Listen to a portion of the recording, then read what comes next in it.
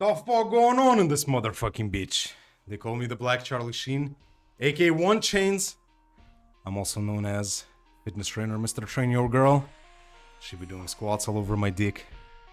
In some circles, I'm simply known as Don. Sometimes they call me Lloyd Bangs, the way I bang your hoe, you know what I'm saying? PPL, week 7. I give your girl my PPL! Now, we're going up against Lars, aka El Skizor. The German machine. The absolute GOAT. Such an amazing guy to speak to. And we had a lot of shit planned, actually, but unfortunately, life had to get in my way. I have to urgently, in the middle of the week, drive and go on an urgent business trip, and I'll be out of my usual location until the middle of next week. So we had to play this emergency game. We weren't able to do anything fun skit-wise. Unfortunately, sometimes life gets in your way. I'm urgently recording this before actually leaving. I have just a few hours before I have to go. Recording this, and yeah. So let's get to the team builder. Now, this team is really threatening. Shoutouts to Maverick Shooters and IFO for helping me build this team in emergency circumstances. We didn't have much time to think. They cooked up something pretty clean, because if we weren't able to get the shit in time, I would have just brought something really generic and really simple, you know, and just basic shit. But we have a little bit of spice, you know what I'm saying? A little bit of spice. All right, so looking at the matchup, as you can see, Chi-Yu gets kind of devoured by Roaring Moon. I'm assuming this is going to be like a specially defensive Roaring Moon. That's the best switching into Chi-Yu. If you know from early OU, this set became used a lot to beat Chi-Yus and Goldengos, actually. So I'm assuming especially defensive Roost Moon, potentially even with Protect for low kicks, kind of. Also we have Florges. Florges doesn't take much, especially because it can Terra Water. I mean, it loses its resistance to Dark at that point, but Florges is also an annoying Pokemon. Then he has Pawmot, potentially with like Mach Punch to Revenge. So Chi-Yu doesn't really look too good, not gonna lie. This might be another game where Chi-Yu is benched, just like it was against Ellie. We potentially can break through with Chi-Yu to actually like get, you know, progress on the things that check Chi-Yu, but unlike the Ellie game, for example, the Chi-Yu checks on Lars's team do have reliable recovery in forms of Roost and Synthesis or Wish on Florges, for example. You know, obviously Roost on Roaring Moon. So if I'm doing a more offensive approach, then Chi-Yu might be losing turns for me, realistically, you know. That's why we opted not to bring it. Look at his team as well. Low kicks doesn't really do well. This is actually the game where we are going to make the debut of Terrafire low kicks, because Terrafire looks incredible into Talonflame and Corviknight. So Talonflame obviously can't burn us with Flame Body, which would be one of probably main ways of counterplaying against low kicks, in my opinion, you know. So we are safe to spam U-turns against Talonflame switching in. And then Corviknight, for example, Corviknight, after rocks, even max defense Corviknight, dies to +2 Terrafire Terra Blast, and you will see the set. It has SD, my low kicks. Okay, so low kicks with this tech is actually really good into his team. Overall, low kicks looks really nice. Only Mudsdale gives problems to low kicks, but we obviously have that covered with Bundle, for example. Bundle looks phenomenal. Specs Bundle looks absolutely crazy into this team, as you can see, and we also have ways of dealing with Corviknight, aka Magneton. So we can run Magnet Pool. He must be Shed Shell. If he is Shed Shell, that means that he's not going to be Rocky Helmet for the low kicks, which is huge, right? So we're forcing some form of prep.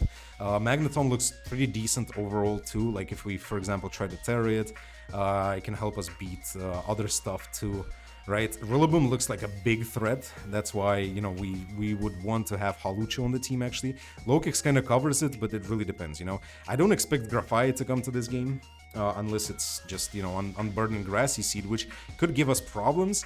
But then Donphan should normally beat it, unless it's like Terra Flying, but then we could have Ice Spinner, Ice Shard, you know. So like, Grafai doesn't look too great into me. I don't... Azelf might be decent into me, right? He can also go full stall. If he wants to, he can just go like Spadef Moon, Florges, Physically Defensive Corviknight, Talonflame, Dunbozo, and like Mudsdale, for example, or like Rillaboom, you know? He could easily just go full offense, I mean full defense, full stall against us, and probably will be able to outlast. But we have to go full offense. So the team that we have cooked up was that, yeah, it was the same team. So we got Yeo on the Pablo. Pablo is back on the Yeo. Listen, Diego left Pablo, unfortunately. Now Pablo is sad, so he needs the Yeo to keep up his mood, you know what I'm saying? Pablo and Diego not longer swallowing the Yeo together, so Lokix has to swallow double the amount of Yeo, alright? Oh fuck, didn't mean to open this shit. As you already noticed, and as I already mentioned, we're gonna be going Terrafire. This is the Terrafire matchup, the only Terrafire matchup in the season, basically, you know? But it's always good to have, because also means that Terra Blast does neutral damage to Talonflame because of Tinted Lens, by the way.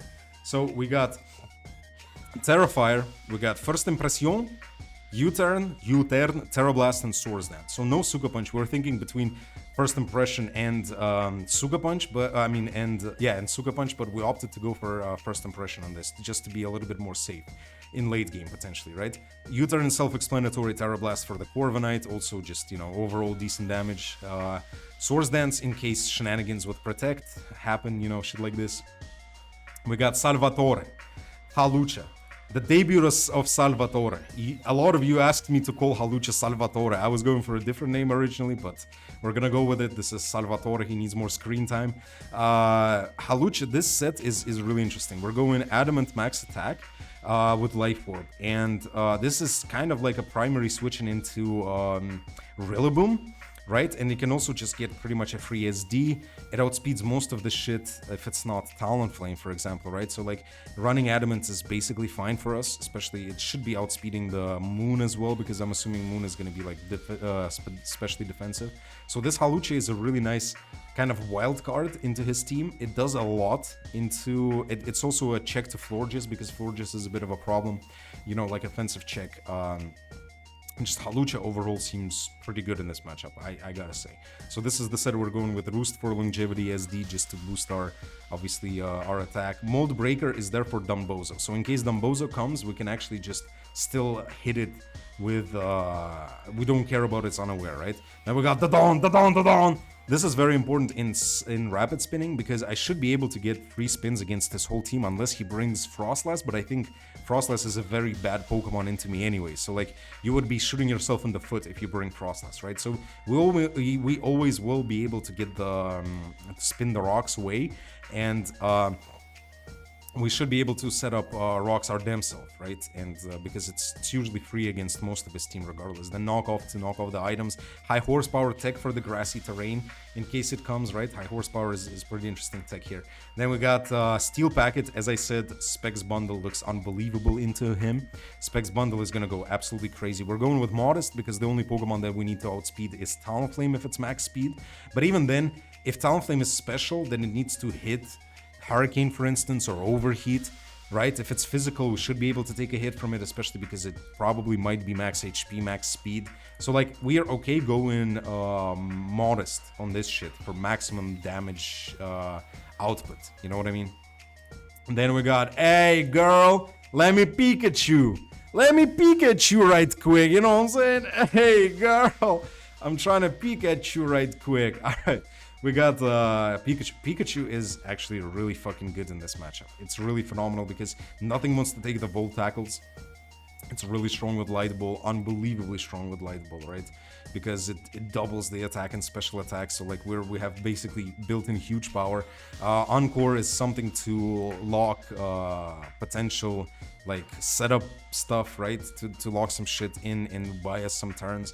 Grass Knot is mostly for I mean, Bozo takes a lot from Volt Tackle anyways, but I think Grass Knot was for something, you know?